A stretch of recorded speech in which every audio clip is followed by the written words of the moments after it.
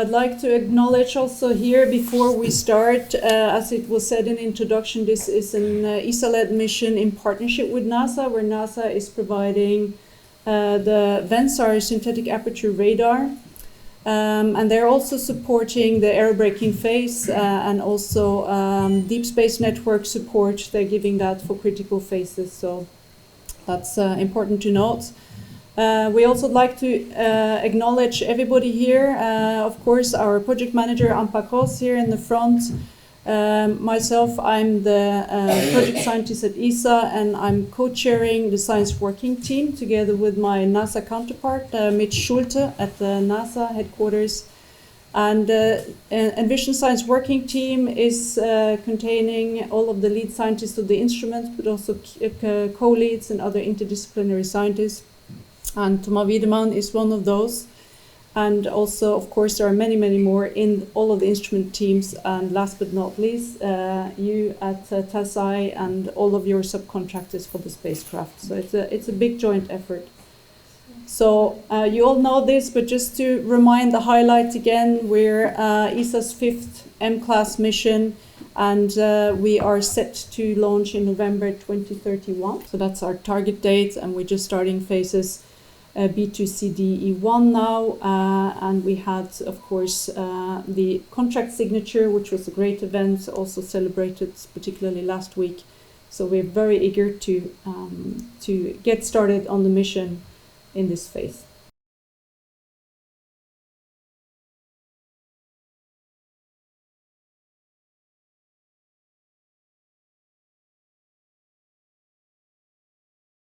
We hope to introduce you to the secrets and mystery of Venus and how Envision will address many of these and the science motivation behind this proposal. I was asked to speak about the history of Venus exploration and sort of a context of Venus, our interest in Venus. This interest has been the subject of very ancient records, and it's actually the oldest astronomical records in history are about planet Venus already. In Babylonian or Mayan culture, you have references to the cycles and the visibility of Venus around the year. And the interesting fact to remember is that one synodic period, which is the interval between two inferior conjunctions or superior conjunctions or aspects of Venus, occur every 1.6 years. But 5 of these synodic periods equal approximately 8 Earth years. And this is the actual calculation that was mentioned in those very ancient tables. And the only effect of that is that from time to time, this alignment at inferior conjunction corresponds to the line of nodes of the Venus orbit with respect to the Earth orbit. And so at those very particular moments, Venus can pass in front of the Sun, and that occurs maybe twice per century, so it's a very rare event. The next time that will be visible, that will be in the 22nd century already, so it's a bit a stretch, I would say. But interestingly, in the 18th century, that was the first time, while observing the transit of Venus in 1761, it was evidence that there is an atmosphere around Venus, because there was this refracted sunlight around at the egress or ingress of the planet, and that was the first evidence of any other atmosphere beyond the Earth at that time. And for the following campaigns, it was a very popular international campaigns also in the 19th century, because the idea was to measure the exact value of the astronomical unit, because this technique was supposed to be the best to improve by several orders of magnitude the quality of the measurements in the solar system. It turned out to be not that efficient for many reasons. So, very briefly, you all know that Venus has approximately the size of the Earth. I'll come back to that in a follow-up slide. This is a combination of images taken from the Akatsuki spacecraft, which is a Japanese probe that has orbited Venus since the mid-2010s. And this huge motion of the entire atmosphere around the planet, clockwise motion, westward motion, is called the superrotation. It's obviously maintained by the input of solar energy into the atmosphere, but the maintenance of this superrotation has been the subject of many modeling efforts, which are not entirely conclusive, so we continue to be interested in those wind measurements, even today. And on the right part of this slide, you have a sort of a cross-section of the entire atmosphere from 0 to 110 kilometers. That's the y-axis. The black line is the average temperature, and you can see that the temperature raises to a huge value of above 700 kelvins, which amounts for 480 Celsius approximately. So it's extremely high temperature, which was quite unexpected before the space age arrived. And on the other y-axis is the pressure, and the pressure at the bottom is punishing. It's 93 bars, which is approximately the pressure under 900 meters of water. So it's also a crushing conditions, and that has been a challenge for space explorations since the beginning of the space age. It was very hard to see through this huge layer of clouds. The clouds of Venus are about 20 kilometers thick, between 48 and 70 kilometers above the surface. And the only way to penetrate or to see through those clouds was the radar wavelength. And this has been initiated after the World War II, when we started using the radars for astronomical purposes. And at that time, it was measured that the planet was almost idle and with no spin. The spin rate is extremely slow. It's about 243 Earth days. But as you can see, the radius of the planet, the solid planet, is not far from Earth's radius, 0.95, and the mass is also about 80% of Earth's mass. So the planets look extremely similar, and that's one of the main science goals of this mission, is to understand why two planets that were formed in the same region of the solar system, with the same elements, with the same mass and gravity at the surface and almost the same components, turned out to be two different planets today. This is something that I would say the main overarching goal of our science objectives. Just for comparison, I just put Mars at its exact size. You can see that Mars, although it has a similar dynamical behavior, seasons, etc. It has a much smaller radius, only half of the Earth, and also a very small mass, almost 10% of Earth and Venus's mass. So the evolution of this planet has certainly been more different because of the low gravity, because of less amount of matter to form, and probably, so I won't go into that, but comparing Venus and Earth is more pertinent on many subjects compared to comparing Mars to Earth. So Venus was the site of the first planetary, many firsts. First planetary flyby in 1962, first entry probe, first soft landing on a planet, first image from the surface of another planet, and also the first deployed balloons successfully deployed during a Soviet mission in the 1980s. And following these extremely successful Soviet missions, more details were revealed by SARS, including the extremely successful NASA mission called Magellan in 1989 to 1994. Then ESA's Venus Express was a landmark in Venus exploration. I will go back into these notions after that, and followed by this Japanese mission Akatsuki. So Mariner was the first successful flyby of the planet. It was actually a very short flyby. The operation lasted 42 minutes total. And, but the instruments were all on, and it was a very successful. There was a microwave radiometer on board, and this was the first time we measured the extremely high temperature at the surface. So as I said, the Soviet program was extremely successful, especially for the landers, and most of the landing segments of the missions were successful, and they were able to maintain the operations for several minutes, sometimes up to 45 to 50 minutes, considering the extremely harshness of the environment. It's a performance, especially at that era. The last in situ mission in the atmosphere was on the descent was on the night side because of the geometry of the flyby towards the Thales comet that followed this mission encounter with Venus.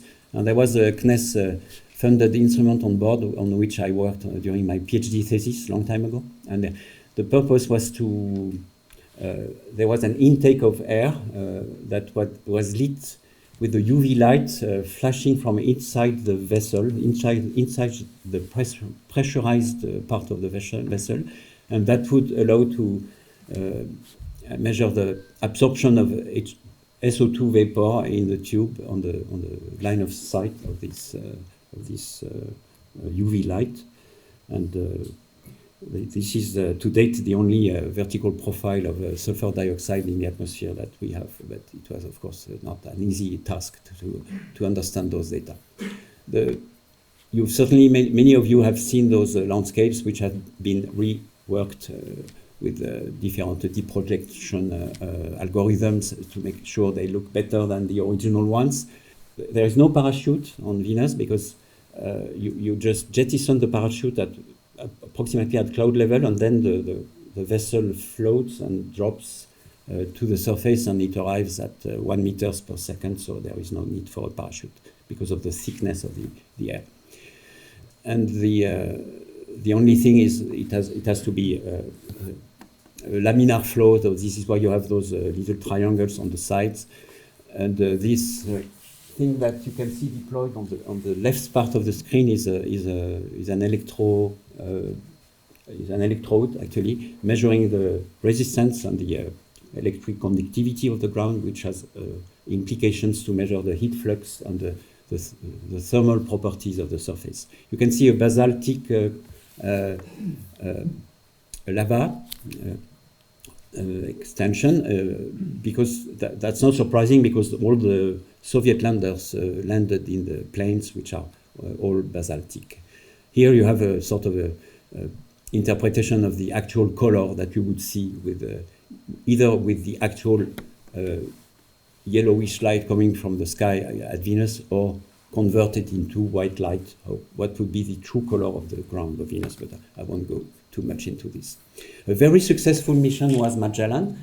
That is the last NASA mission. It was launched from the space shuttle, which is a very unusual way of launching an interplanetary mission. It was actually the first time the shuttle was used for that. And this mission was extremely successful to cover the entire planet in terms of topography and, of course, imaging at an accuracy of approximately 200 meters per pixel, which is, of course, very, very, very frustrating compared to other imaging capabilities we can have. But it's compared to what we knew of Venus before, it's an incredible improvement. And also the entire planet was covered, which was not the case before. You can see here an example of a terrain observed by Magellan. There is a crater which has a rugged central peak with a smooth radar dark floor, probably filled. The impact crater has been later filled with magmatic material. You can see also that some of the mountain on the left side has somehow collapsed into the crater, but the right side has not. So we try to understand exactly how those various landscapes have formed, and we need more accurate data because every geologist that look at those images need to have more spatial resolution and several more properties of the surface to understand these. And then Venus Express was an extremely successful mission. It was launched in 2006, and the end of mission was 2014, and it was entirely dedicated to the atmosphere and many new discoveries and monitoring of several processes, especially in the upper atmosphere, in the ionosphere, in the escape processes that drive some of the radiometric and the dynamical properties and thermal properties of the upper atmosphere were covered by that mission. And those processes are extremely important to constrain all the dynamics and the chemistry of this very complex atmosphere. Venus Express was also able for the first time to measure the emissivity, the infrared emissivity at the surface. Almost the mission, although the mission was not designed for that, there was an instrument, Vertis, done in Paris Observatory, actually, in co-ship with Italy, which allowed to measure for the first time this 1 micron surface emissivity, which is a measure, a sort of an indirect measure of the temperature of the. And when this emissivity is out of balance with the ambient temperature, it would probably hint at recent activity at the surface, and especially if fresh lava are present, that would have some effect on the nature and the infrared emissivity observed from space. And we are lucky because there are some what we call infrared windows in the atmosphere that allow to observe the infrared radiation emitted by the heated surface, and it's the only planet in the solar system which is so hot at the surface that glows in the infrared, actually so high, with such a high intensity that we can design orbital instruments to look into that, and Van Speckham is one of these. You can see on the right the long-term variations of sulfur dioxide in the upper atmosphere in the 1980s through other missions, previous missions I did not mention, Pioneer Venus, but also Venus Express, and those very rapid and important variations of SO2 probably hint at volcanic activity and the effects of this volcanic activity today in the atmosphere composition. This is a scheme of the various infrared windows that can peek through into the atmosphere from on the night side of Venus from orbit, and it allows to probe the composition, the dynamics, but also the infrared emissivity at the surface, as I briefly mentioned. That's the map of the infrared emissivity retrieved from all the Venus Express data, and you can see that we miss half of the planet, and that will be covered with Envision, of course. Akatsuki, the Japanese mission, was extremely successful in capturing a new phenomena that was not expected, gravity waves or in the density waves in the atmosphere propagating upwards, but triggered with the topography of Venus. So there is a sort of a coupling of interaction between the thick lower atmosphere and the topography of Venus, which triggers some waves that propagate and then break at higher levels. And so, as you can see, they are stationary. They don't move with the superrotation. And that was a new discovery and very interesting from the Akatsuki spacecraft. We can still observe Venus from the ground, and there are two major directions of observing Venus. This is done with Arecibo radar, which is now not operating anymore. On the bottom of this slide, you can see another technique that allows to measure the spin rate and spin orientation of Venus through the clouds from Earth using antennas. One is in Goldstone, the other one is in West Virginia at the Green Bank telescope, and the emission is reflected by the surface of Venus and back to Earth, and it's received through the two receivers at both sites in California and in West Virginia, and there is a correlation. You can see that correlation on the plot here, and this correlation of speckle radar speckle in the images allows to measure very accurately the spin rate from Earth. So it's a complement to what we do from the missions. Also, the winds are measured on a regular basis, and there is a large program over the next years, which I'm also running in the from a telescope on Earth, which allows to monitor the wind changes in latitude and in local time over the cycles and different periods of Venus rotation. understanding how Venus and Earth diverged and why those two planets that had all the reasons to look alike are so different today is still a mystery. We don't understand exactly at which stage of their life those planets diverged. And Envision will also be very helpful to understand whether Venus had an ocean in its early ages and lost this ocean to space. We know there is an extreme excess of H2O compared to HDO, an excess of deuterium to hydrogen, which means there was much more water in the atmosphere and on the surface in the past than there is today. But we don't know exactly how fast this water has been lost and whether there has been maybe in the first billion year of the life of Venus, in the 4.4 billion years of existence of those two planets, there might have been a liquid ocean. And we try to understand at which stages of this evolution in the long term those planets diverged. And some of the metrics, some of the data, some of the requirements in the Envision instruments generally address this question of the ancient evolution of Venus. And it's particularly important today because Venus is an Earth-sized planet, both. And as you know, we discover every week or so, we discover new exoplanets around other stars. It's a major development in astrophysics today.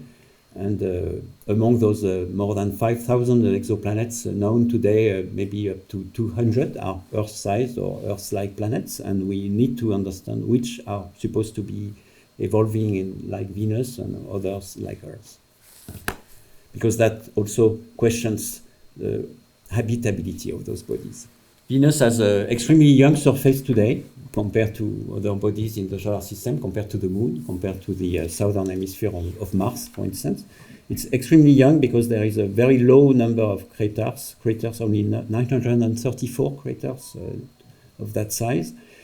And they are indistinguishable from random distribution, so it's very difficult to do a basic chronology of the surface of Venus. We don't know if some regions are older than others.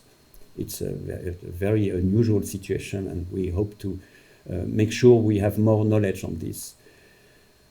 Some of the terrains which have never been explored before by cameras, and we hope Da Vinci will be the first mission to do that, have extremely complex structures, are highly deformed, are generally higher than the planes, and they seem to be more stratified and maybe older, and we hope to see in the measurements by Envision whether some of those minerals have been formed in water-rich or volatile-rich environments that would reflect the presence of more water at the time they were formed.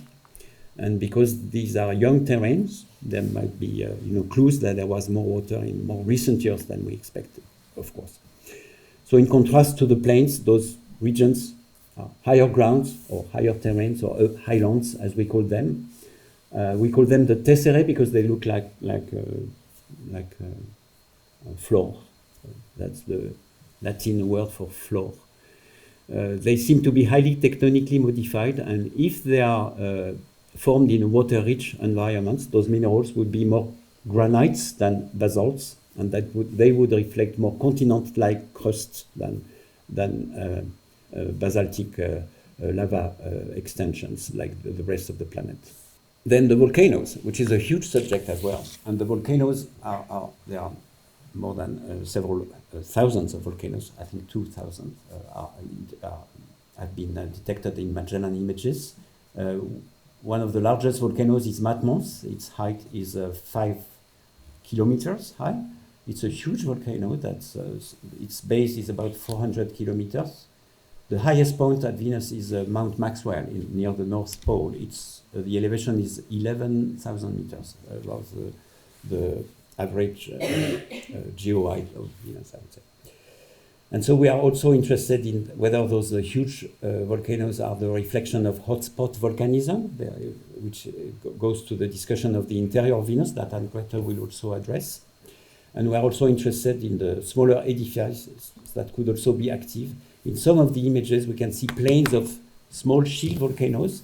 Those are to scale with the huge volcanoes in the background. And we are interested, of course, in the geographical distribution of these, whether you have rift systems, plate systems. Apparently, there are no tectonics on Venus, but we hope to find some clues. There might be some initial tectonic motions which are not fully active or operational. Maybe we have a cyclic or periodic active volcanism or continental drift, which is now not active anymore, or that might resume one day. We are not sure of those. We have all the models that describe those long-term tectonic and volcanism of Venus are highly under constrained because we lack data, basically. So we are really in the need of new data. A few examples of nice, beautiful views of Magellan radar images, and you can see the complexity of those landscapes, whether it's impact triggered crater, but also infilled with basaltic material, as we already have seen in another image. You have also dunes with periodic patterns of with wind-driven material. There are sediments which might be transported by the winds near the surface, and the regime transports and the scales of those regimes are also important to understand the activity at the surface. And as I briefly said, there are some huge rift-like or subduction-like structure on the edges of those plains here, Artemis and Quetzalcoatl, which is one of the strange names at Venus. And these structures are huge, several thousands of kilometers. You can see the scale here on the bottom. And so they are like these large subduction zones on Earth, like under the ocean on Earth. And there might be the sort of a starting point of a mantle convection, triggering subduction zones, but not fully operational, not fully, just a slab of material going down, but not necessarily completely fulfilling the cycle. And we need to know more about the viscosity, the composition, the thermal profile of the interior of the mantle, and that will be also addressed by some of the goals of Envision, which has this capability to probe and to put additional constraints on the interior of Venus. On the right, you have a lab model of the internal structure of Venus, which is developed in France, which is the unique facility in France to do that. So an array of new ways to probe both the atmosphere, the surface, the lower atmosphere, and the interior of the planet using either reflected sunlight or thermal emission from the ground. And that's the complexity of those goals cannot be approached with the data exploitation of Envision by using a combination of instruments that are specifically designed to address by the variety of those data sets the complexity of those processes at the surface, such as landslides, how they form, what's the internal structure of those materials, and the thickness and the causes of those brittles or sediments. A huge lava tube, which is almost 2,000 kilometers. It's the longest in the solar system, from A to A prime. We don't know if it flew from one point to another or the other way around. And it's important because if the topography has changed between at the time when this flow has flown and today, it means there is an active mantle convection that's able to change the slope of the lithosphere, and that Envision will have the spatial resolution, especially the topography capability of the radar images. And the altimetry will help us understand those phenomena that are too under constraint with the data. And same for the atmosphere. The approach for the data exploitation will make use of several instruments, infrared radiation near the surface, also the composition of the lower atmosphere, the dynamics, the way those gases can, with turbulence, can be transported upwards, and how the complex cloud layers, which are a combination of liquid droplets of also gaseous environment, form and evolve, and can also be subject to dynamical effects such as the ones that we observe with the Akatsuki mission. Every time we change scale, horizontal scale of images or resolution in space exploration, we have discovered new phenomena. Everything what I'm describing to you will be compared to new discoveries that will be done at higher resolutions. For Magellan images have approximately the resolution of the Viking orbiters around Mars that was a mission in the mid-1970s. So think of all what we learned from Mars from the subsequent missions observing Mars at the surface of Mars at 10 meters, then 1 meter resolution. We can expect the same feast of new discoveries at Venus with the new missions that are in preparation, Envision, but also the two US-led missions, Veritas and Da Vinci.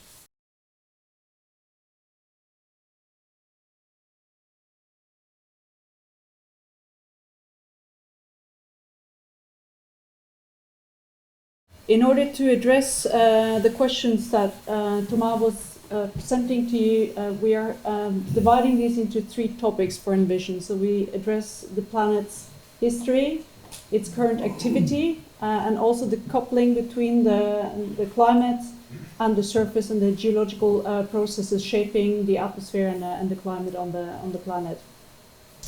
And as Thomas was saying, we really would like to understand how Venus developed so differently from Earth. So that really feeds into the historical perspective, but also to look at how activities today to understand, for example, why the massive cloud deck that we have at Venus, how can that be sustained? It's not believed that could be done without active volcanism on the surface. And today we've had some hints that there is active volcanism. We saw the heat map that Thomas was showing before, hinting at that there is probably active volcanism today, but we don't have the smoking gun or a lot of evidence for that. So that will be important to look into.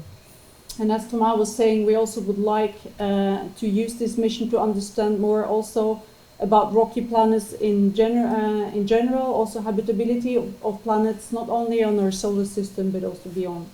So in order to do that, we have divided these 3 high-level science objectives into different themes. So in the history themes, we really would like to understand the Venus magmatic history, the tectonic history, also which surface modification processes we have had through history and have today, and also how Venus's interior and surface has evolved. So, for example, Thomas was saying we believe that the surface is very young, just 1 billion years old, and we are eager to see if that is the case and whether we can find traces of older surface material which is still there today to understand what was happening at the planet several billion years ago. Here's an example of a corona feature on the right, where we would really like to understand how the thickness of Venus's crust is affecting the properties of the surface of the planet and how it behaves. For the activity, we would like to understand the volcanic activities we said in the present era, and also the surface modifications that we're having. There are many sorts of volcanoes on the surface that Thomas was also alluding to, many different types, larger, smaller ones, different types of lava flows. So we believe that the Venus system, also its interior, is very complex. So we would like to map a large part of the surface to capture the geologically interesting features that can tell us this. And you also saw before the plot which was made from Venus Express observations compared to earlier observations of SO2 in the Venus atmosphere. So that was done by our instrument lead scientist Emmanuel Marc, who's working on the VenSpec-U instrument. He was also working on Venus Express. And he was showing this large variability in the atmosphere. So the big question is this all due to dynamics, so different transport and photochemistry going on in the clouds and in the atmosphere, or is it really impacted by active volcanic activity today? And if yes, how can this volcanism be, say, the increase that we have of SO2 and water vapor from these plumes travel upwards and really get mixed into the atmosphere? We also would really like to understand the vertical transport in the atmosphere and the coupling to the clouds. This is a little bit of a dry slide, but it's just for you here at Thales Alenia to see how have we gone from these high-level questions down to the requirements that we have on the instruments and also on the spacecraft today. So we start with the high-level science objectives. On the top here, we have our history objectives. We would like to look at, to understand Venus's magmatic history. So we need to look at the change in style and volume of the magma and also the composition of it. And from this, we have put together observation requirements. So we need to have regional and targeted surface mapping with imaging of the surface. We need to get the topography, as Thomas was explaining. It's very important also to understand where the magma is flowing, where things are moving around. Also to understand what type of magma we had and how also the surface interacts with the atmosphere. We need microwave emissivity observations, also with polarimetry, and also active polarimetry to understand the materials and the interactions on the surface. And we need to measure the thermal emissivity, which we do with our RENSPEC-M instrument, etc. And from this, we've flown it down to specific instrument and data product requirements on each instrument. So for the top line here, you can see we have the VENSAR instrument, we have the RENSPEC-M, and the SRS instrument. They all contribute to this high-level science question in different ways, and the observations from these will be combined by the geologists, by the people who are working on all of the historical questions to be addressed by the mission in combination, and that is what is making the science. So it's really the synergy of the instruments. So we have these 4 different historical questions, and you can see again the different instruments addressing that. Here we come to the activity. So here we would like to look at the volcanism and also aeolian processes, so the wind shaping and mass wasting on the surface. We also would like to look at the frequency of volcanism. So Thomas was showing you we have larger volcanoes that we could see with the Magellan mission. But there is a lot of small volcanoes that were too small to be observed with 200-meter resolution of Magellan and with Envision. We therefore go down to 30-meter imaging and even to 10-meter imaging in a smaller part of the planet in order to look at where we have these smaller volcanism areas, because they also contribute a lot to the venting of the heat from the inner of the planet out up in the atmosphere. So to understand the coupling between the interior and the atmosphere, we need to observe at small scales, as we said before. Here are the atmospheric and climate objectives. Here the VENSPEC instruments are very key. In the troposphere, we have the VENSPEC-H instrument, which is operating in the near infrared, so from 1.1, I think, we will look at that later, up to 2.4 micron, and it can then look in different spectral bands where it's sensitive to different altitudes below the cloud deck, and it will really see the troposphere, and hopefully we will be able to measure water vapor in conjunction with active volcanism and to see how that is transported in the atmosphere.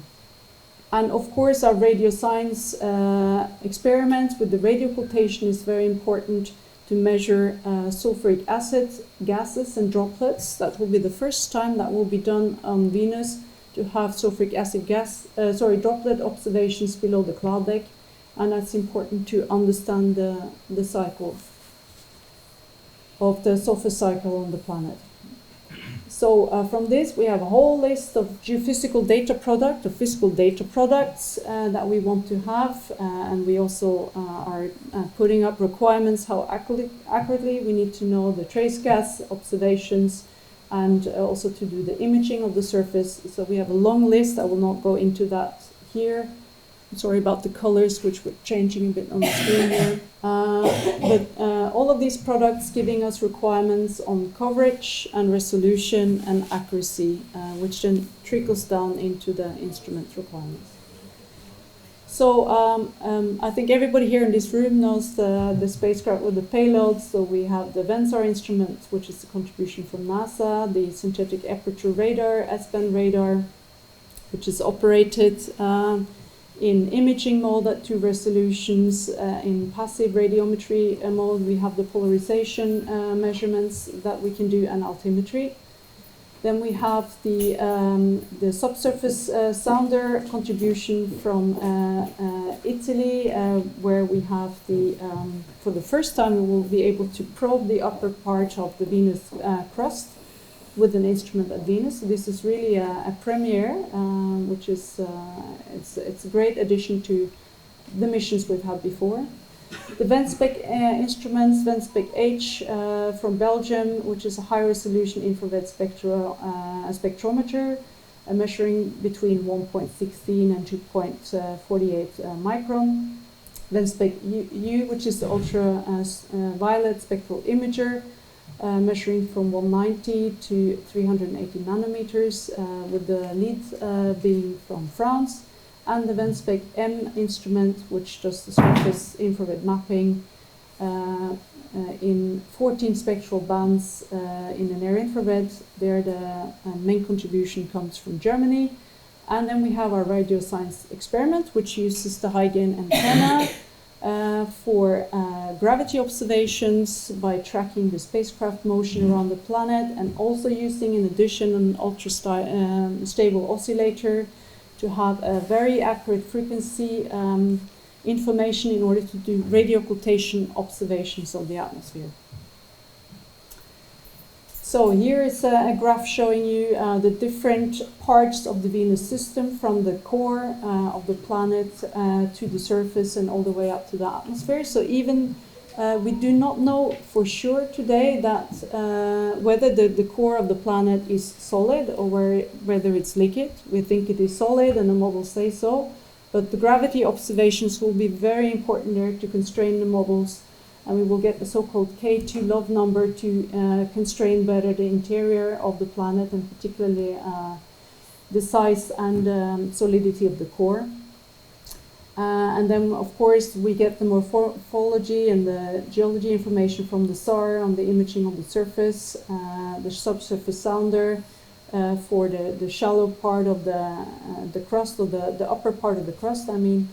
And then we have our spectrometers. The UV and infrared spectrometers will give us observation in the mesosphere above the clouds and to the top of the clouds.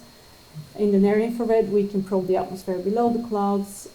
With the radio science experiments, we get the profiling of pressure, temperature, and sulfur chemistry. And then we have the mineralogy and volcanic activity observations with the Venspec M instrument. Here again you can see the instrument lead scientist on the NASA contributed VENSAR instrument is Scott Hensley, working at JPL. And as mentioned before, we will have these 2 different types of image resolutions on the surface, 30 and 10 meter imaging. And because of the data rate limits that we have on the mission and the number of instruments, this instrument will do target imaging of the surface. So on the upper right, you can see a map of the whole surface of Venus using Magellan actually topography, which is in the background there, and where you see the colored regions where we have interesting geological regions. We will do the targeted observations with VENSAR to provide the different characteristics of the surface. For the polarimetry, we will measure HH and HV to come back, so that will also be a major step forwards and something which is unique to Envision, to have also polarimetry, both observations both in active and in passive modes. This is some of the key information about the subsurface sounder. So that work is scientifically led by Lorenzo Bolzona at the University of Trento. This instrument has heritage from JUICE, RIME, but also from MEX Marsis and MRO Charad at Mars. So it's emitting at 9 megahertz, and it has a 5 megahertz bandwidth, and this is in order to achieve its vertical resolution. So it wants to detect the layering below the surface and the boundaries between the layering. And to do that at the 20-meter resolution, we're using a bandwidth of 5 megahertz, and it will give about 3 kilometer along track resolution. So we're going to get from this information about surface roughness, composition, permittivity of the surface, and in particularly observations of impact cratering to study buried infield craters, and also tessera will be important to do with this instrument. But also to observe the plains and lava flows and their edges. So this is what the data will be used for.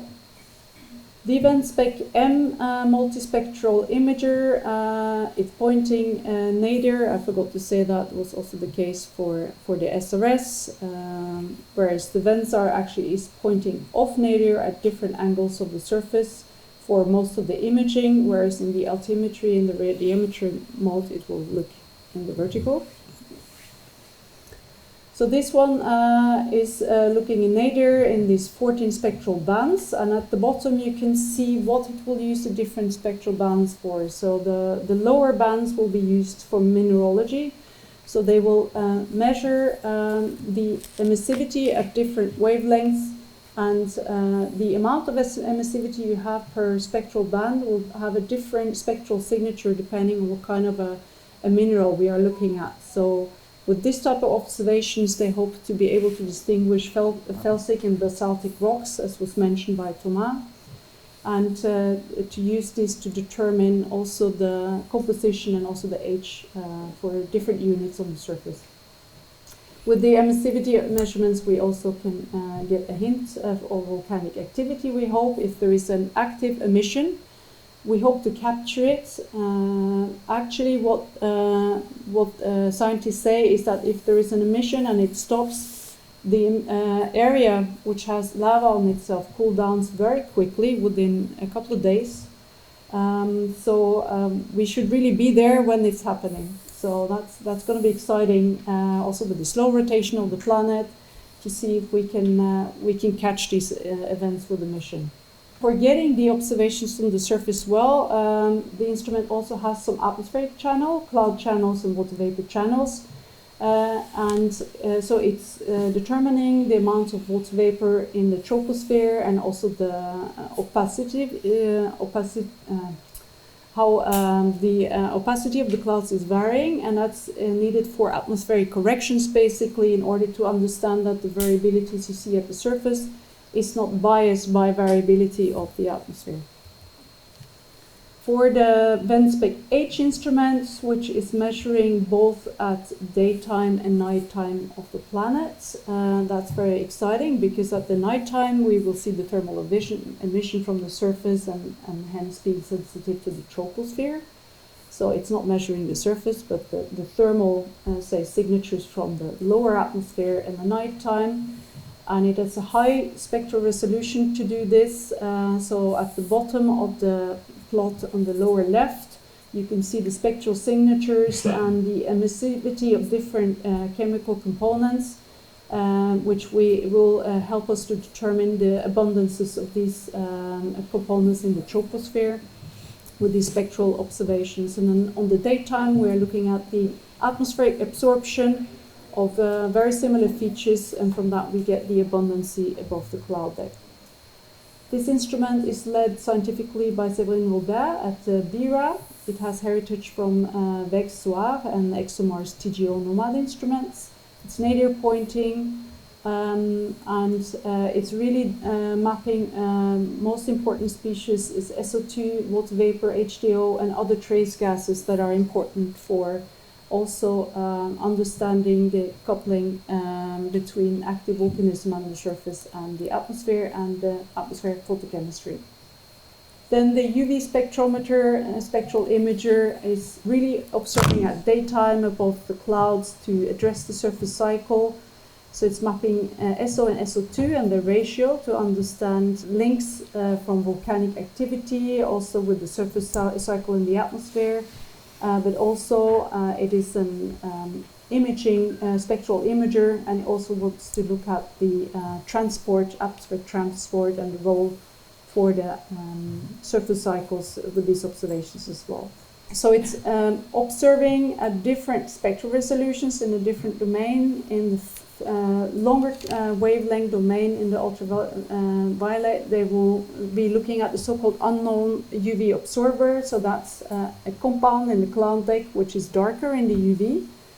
And the question is what this material, which is probably aerosols, is contained of, and why that has these higher absorptions in the UV. So that will be an important investigation to understand better the unknown UV absorber in the clouds. Then the radio science experiment, where you can see on the left the radio occultation part of the experiment, where we are having the emitted signal from the spacecraft bended when it goes through the Venus atmosphere and then being sent to Earth. And on the right you can see an illustration of the spacecraft tracking that we do to obtain our gravity observations. So we use the radio link between the spacecraft and the Earth. What Envision will provide is many more radio occultation observations that we ever had before on Venus, and we will get new species, the sulfuric acid liquid observations, and our gravity field will be much higher resolution than what has ever been done before on Venus, and it will be important to couple these observations with the imaging from the radar and the other observation to understand better the planet interior, but also the coupling with the surface. So we have a number of science drivers for this mission. I was alluding to that before. We have a 4-year science mission, so 6 Venus cycle that we want to cover. And we have the very slow rotation of the planet. So we really need a long mission to be able to cover enough of the planet to have a full global picture. We had the 200 terabits of science data return, which is driving a lot how much SAR imaging we can do in particular. So the SAR imaging is the most data hungry that we have. So we will do more than 20% of the surface with 30 meter resolution. We also would like to do the very fine 10 meter resolution per pixel observations, but that's a very data hungry and a tricky observation. So this we will only be able to do for 2% of the surface. So in order to understand which areas to measure with these resolutions, we need to have good discussions with the scientists to pick the good and most relevant science goals to answer the questions. All of the other observations we have, they're quasi-global in the sense that they are at 60% of the planet or more, and some have also several repeats throughout the mission in order to be able to go and revisit. For the spacecraft operations, we also have quite a complex operation that we are mostly measuring with the solar panels in the flight direction for the imaging part and for the spectrometer observations. But when we do radiometry and SAR altimetry, we need to turn the spacecraft 90 degrees. Also for the SAR imaging, we are doing that at different angles, so we're doing a lot of slewing. We would like with the VENSAR instrument to look mostly westward in order to have good observations and to get the topography data well. So there is a lot to take care of and to do on the operations side, and on the design side it's challenging. But we're very excited about that. So what we're doing at the moment, or what the science teams have been doing all the time, is to do scientific end-to-end simulations. So they are having reference atmospheres, surfaces, interior, and they're having, of course, the mission geometry, and they're doing forward modeling of their signals when it's passive, but also in active observations, the interactions with the atmosphere and the surface, and then they're having some simplified instrument models and doing the retrievals to come up with the data products we would like to have in the end. And that's an important end-to-end exercise to see that our requirements that we have put are the good ones, that they are not too strict but also not too loose, and that we are really going to achieve the science we need. So there are two examples here of NSPEC-U end-to-end simulations for the high-resolution channel on the left, and on the right you can see the radargrams simulations that the SRS instrument has done to make sure that for different type of targets, so buried craters, tessera, etc., they can get the the surface layering, subsurface layering that is needed to address the science questions. This plot shows how we are using the different instruments in synergy. On the left, you can see volume mixing ratio for different chemical species, water vapor, SO2, etc. From about, I think it's 30 kilometer altitude up to 70 kilometer altitude. And with the black lines, you see which instruments are covering these altitudes and making chemistry measurements, the NSPEC-U and NSPEC-H above the cloud. Then we have the radioscience, sulfuric acid, gas and droplet measurements just at the bottom of the clouds and the upper troposphere, and then we have the NSPEC-H below the cloud bed. On the left you can see how VENSAR, standard high resolution view of pole and topography information, is used together with SRS observations of the subsurface to understand surface movements and slope processes, and we need all of these different observations to be taken over the same target to understand fully what's going on the surface here. Thomas was mentioning before that we have these different types of surfaces on the planet and volcanic activity, and all of that is driven by the mantle viscosity and the mantle convection, and the possibility for the heat inside of the planet to escape through the surface, which manifests itself, of course, in volcanism through the coronas that were shown before. We actually do not understand well why the surface is so young, or apparently so young, from crater counting on the surface, from impact crater counting. And to understand the hypsography of the surface, we really need to combine the gravity observations from the radioscience experiments with the radar observations on the surface in particular to understand this fully coupled system. So we have here a graph on the right showing you the planet from the interior, where we have the gravity observation we use for the planet interior at the bottom on the global scale, all the way up to 100 kilometers, with different colors for the different instruments. What's novel for Envision is really to investigate at the same time this coupling between the systems. So the previous missions were having radars, or were having maybe some very localized observations, but they didn't have such a complete picture. So that's new for Envision. Also the fact that we have probing the crust with the subsurface sounder is new. We have unprecedented high-resolution radar imaging at 10 and 30 meters. And as I said, the profiling of the sulfuric acid droplet will be novel for the mission. This is the mission profile. We were very happy that we could switch to Ariane 6.4 at the end of last year. That will help us to have a shorter aerobraking phase, and that we can start our science phase earlier, which is now scheduled for mid-2034 approximately. And that's very good news for the scientists as well, that we can get started and also have an optimized mission. The aerobraking phase we've talked about a lot the last couple of days, and how we need to do that and how to be compliant to do that in a safe way to make sure that our material and our instruments and the whole mission will be safe and come down at a reasonable time. But actually the aerobraking phase is also scientifically very interesting, because by monitoring the spacecraft and the spacecraft behavior, we hope to also learn about the atmosphere of Venus down to 130 kilometers. That was also done with the aerobraking data that we got from the experimental aerobraking on Venus Express. So also the scientists are very interested in getting some of this information from the spacecraft to use that also scientifically. So that's one of our spin-off products and extra products we will have. But we're not alone, as Thomas was saying. We will really build on the previous observations and the future observations that we expect also to have with the Veritas mission and the Da Vinci mission from NASA that we spoke briefly about. And having long-term data sets is also very important for scientists to understand the evolution through time, and also to be able to measure at the same time and intercalibrate between different instruments.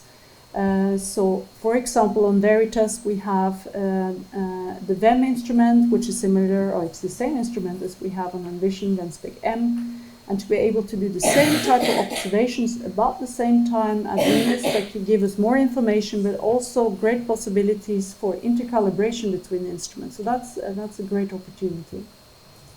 So with this, concluding that we're really looking forward to this unique mission. The scientists are very, very ready. They have for a long time.